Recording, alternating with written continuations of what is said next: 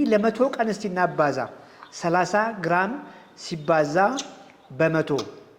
አየሽ 30 ሲባዛ በመቶ 3000 ግራም 3 ኪሎ ግራም ጨመርሽ ማለት ነው አየሽ ከዘይቱ ብቻ መቼም ይሄን መቶ ቀን 2 ማንኪያ ዘይት ብቻ አይደለም የምትወስጂው አስቢ ስፖርተኛ አይደለሽም ሯጭ አይደለሽም ክብደት የምታነሺ ልጅ አይደለሽም ቁጭ ባልሽበት የምትይ ልጅ በዛች በጧቷ እንኳን 2 ማንኪያ ወሰድሽ ምሳ ላይ 2 ማንኪያ ራት ላይ 2 ማንኪያ ብዙ እንጀራ ሩዝ ፓስታ መኮሮኒ ጁስ ለስላሳ ፓስታ መኮሮኒ ምናም የት ይርታል የት ያርገው ቆይ የትም እኮ ማድረግ የለውም በርቺ እሺ ቅድም ሳውራ ሰምተሻል ካንቺ ጋር ተመሳሳይ ኢሹ ካላት ልጅ ጋር ነው ያወራው ሰምተሽ ከሆነ ምንድነው ያወራነው ሶ እስከዛ በፊት ምንድነው የበላሽው ጧት ላይ እሷን ጨርሺ ጧት እንደዛ በላኝ ምሳ እንጀራና ጥብስ በላው በቃ ከተባለ እንቁላሏን በምን በላሽ እንቁላል በስጋው በምን በላሽ በማንኪያ ነው የበላሽው ኖ በዳቦ የገብስ ነው ዳቦ ሙሉ ዳቦ አልበላም ትንሽዬ ዳቦ አዎ የውስጡን ቡጡን አውጥቼ ስፓርቱን ብቻ ነው ደስ ይላል እሱ ክሽ ስለሚኖር አንለስም ክሽ የሚል ነገር አለ እኔም ወድ ነበር ምሳ ምን በላሽ ምሳ እንጀራና ጥብስ ትንሹን ትንሽ ብለውን ቃል አልወድም እኮ አሁን ትንሽ በትፋት ትንሽዬ እንጀራ ትንሽዬ ጉርሻ በቃ የበላሹ ጥብስ በላሽ ልክ ነኝ አይብ ጨመርሽ ጥብሱ የተሰራው ቤት ውስጥ ነው ዘይት ነው ምንም ጥያቄ የለውም አሁን ወይራ ዘይት ኖርማል ዘይት ኦኬ ኖርማል ዘይት ወይራ ዘይት ኳሊቲ ዋይዝ ትንሽዬ ኳሊቲ ዋይዝ አንዱ ካንዱ ሊበልጥ ይችላል ወይራ ዘይት ትንሽዬ በተለይ ኮልድ ፕሬስድ ኤክስትራ ቨርጂን ምሩት ከሆነ ትንሽዬ ይሻላል የሚሻለው ምኑ ላይ ነው ኳሊቲ ላይ ነው አየሽ 100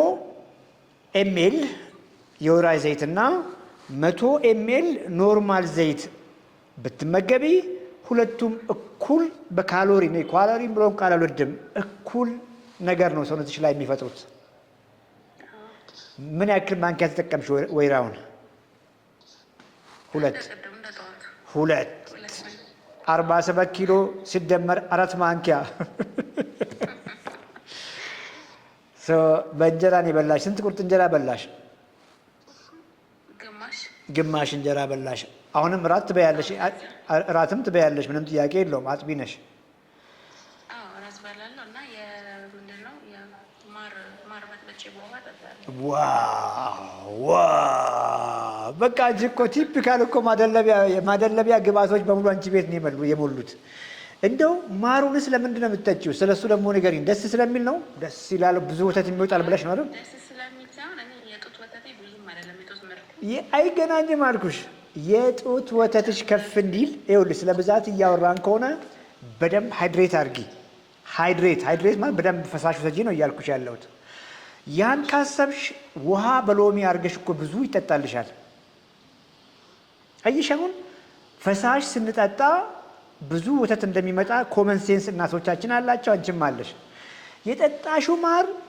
የስ ፈሳሹን ብዛት ያስጠጣሻል እግረ መንገድ አንቺን እኮ ያፋፋሻል ነው እያልኩ ያለሁት አሁን አገኘሽኝ አይደል አሁን እሺ ውሃን በስኳር በጥብጦ መጠጣትና በማር ጠጥቶ መጠጣት ያን ያክል የምናስበውን ያክል ብዙ ዲፍረንስ የለውም ያኛው ናቹራል ነው ማር ናቹራል ነው ተፈጥሯዊ ነገር አለው ትንሽ ምናምን አለው ምናምን yes anyway እሺ ቀይሪ የምግብሽን ኳሊቲ ቀይሪ አሁን ስለ ምግብ ብዛት አይደለም ማውራው የምግብሽን አይነት ቀይሪ